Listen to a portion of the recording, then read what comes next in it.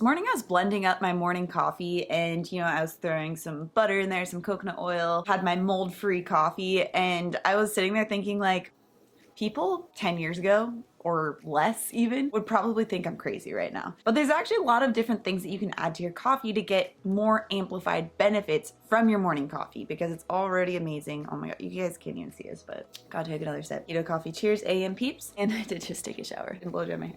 I wanted to share the 5 weird things that, like your grandma or maybe even your parents will probably look at and be like, what are you adding to your coffee?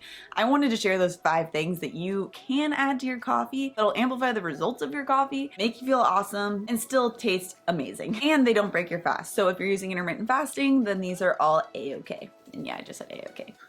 So first, let me literally just made this and I was like, oh, I gotta make this video. So I still need my coffee first, guys. Weird ingredient number 1, butter. I mean, we're talking about keto coffee, so we have to include that in here, right? And if you're to show your grandma or your parents that you're adding butter into your coffee, and a lot of my clients do this, they're usually like, okay, you're gonna get heart disease and die. Now, that whole thought that butter was bad for us, it really stemmed from the whole idea that, dietary cholesterol and saturated fat are direct correlators to heart disease. Now, as we know now, the dietary cholesterol, so the cholesterol that you get from food, has nothing to do with your blood cholesterol. And if you don't believe me, I have a whole article all about this, explaining the science behind it and all the details, so you can check that out. I'll link it as well down below. But why would you want to add butter to your coffee? There's a few different things, but first things first, remember, quality is everything. So you can't just get any run-of-the-mill type of antibiotic and hormone-filled butter that's also been fed glyphosate-packed grains, right? That's not going to promote your health. That's not what I have in this coffee. Instead, you want to make sure that your butter that you're using is grass-fed.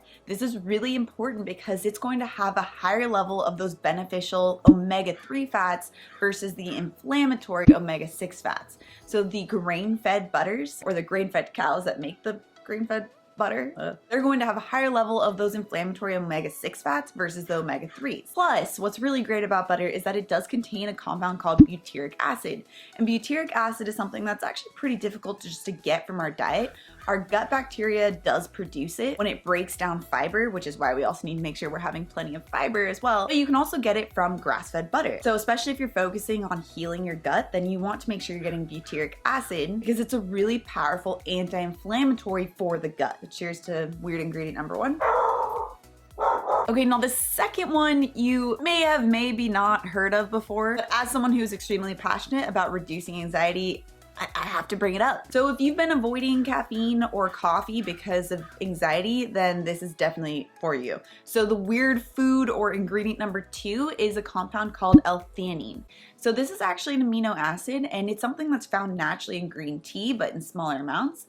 I used to take this as more of a supplemental regimen. I don't take it as much anymore because my anxiety is under better control. What's really great about the L-theanine is that it acts as a natural relaxant while still allowing the stimulatory effects of the caffeine to come into play. So it actually helps to promote these alpha brain waves. It actually helps to promote the alpha brain waves that make it so that you feel more calm and relaxed. So if you're sensitive to caffeine, then you can use some L-theanine either inside of your coffee or take it at the same time as when you have your coffee in order to calm the effects. But remember, mold toxins do have a really great impact as well. So if you are sensitive to caffeine, make sure that you are getting the highest quality coffee as well. I talk a lot about this in various videos. I'll link them all down below. Pairing L-theanine with your daily cup of coffee helps to get the best of both worlds, where you can feel that sense of calm and creativity while also getting that, boost from coffee. Not just energy, because you shouldn't be having coffee if you are feeling tired. I'll do a future video on that too. But all of the other amazing benefits that go along with caffeine, which personally for me is increased motivation as well as increased creativity, which is, I have my coffee and now I'm creating this video. So it works. You can still get that same type of balanced calm if you use ashwagandha, and some people do use ashwagandha in their coffee. However, it does have a really strong taste, so if you don't like the taste, then L-theanine may be a better route for you. Weird ingredient number 3. Again, this is one that your grandma probably, or if your parents grew up in the high blood pressure, salt is really bad for you era, then this one will seem very weird to you or your family, but it's adding Celtic sea salt to your coffee. It actually helps to counter the negative effects of caffeine. So caffeine is a diuretic. That means that you're going to be losing some water, and along with that you lose some minerals. And you don't want that. Most Americans aren't getting enough minerals anyway, which is why in the Complete Intermittent Fasting program we do talk about the importance of Celtic sea salt. You can further enhance this by just taking a pinch of Celtic sea salt. So this is unrefined salt that's really high in the minerals that your body needs. And you can just add a pinch of it into your coffee. So this helps on two fronts. It helps to provide the minerals and it also enhances the flavor. So as long as you're not adding way too much, like multiple pinches of salt, and it's not actually going to taste salty, rather it's just going to enhance the flavor of the coffee itself. Now this works best if you already are using keto coffee and you're already blending up your coffee so that you don't get that last sip that's like a little too salty. But because coffee is generally hot anyway, unless you're using iced coffee, then this works well because you can just add the salt in and it'll dissolve and there you have it. Number 4, unrefined coconut oil. And this is different from if you were to use refined coconut oil or even MCT. I've talked before about how I don't prefer MCT because it is a refined processed product and it's really missing out on a lot of the benefits that you can get with coconut oil. Namely, that coconut oil is high in lauric acid that MCT oil generally doesn't have. Lauric acid is where you get a lot of the antimicrobial benefits, plus you get the other MCTs as well that help to provide that quick source of energy. And when you are using coconut oil, like if you're making a keto coffee, then it's going to slow the release of that caffeine as well. So you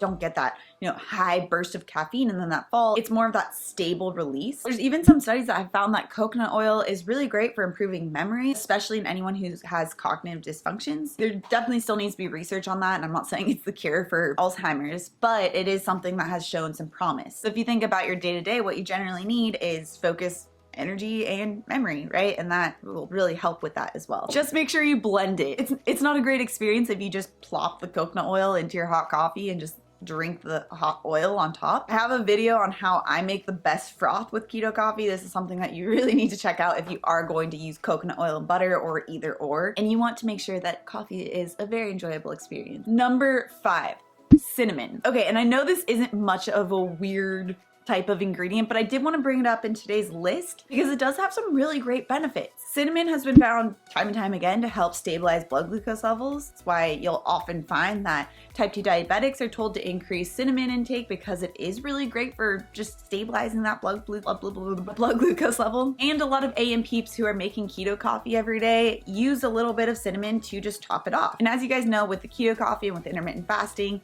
one of the main goals is to stabilize your blood glucose levels so your body can tap into fat burning and have that sustained energy. So adding a little bit of cinnamon just really helps to further that progress. I'd recommend about 1/8 to 1/4 teaspoon of cinnamon at most if you are using intermittent fasting because it does contain some carbohydrates, so we want to make sure that we're going to minimize that effect so that your body can still stay in that fasting mode.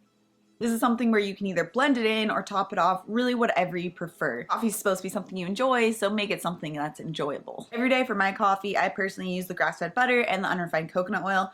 Sometimes I'll add in a little bit of cinnamon, sometimes I add in a pinch of salt.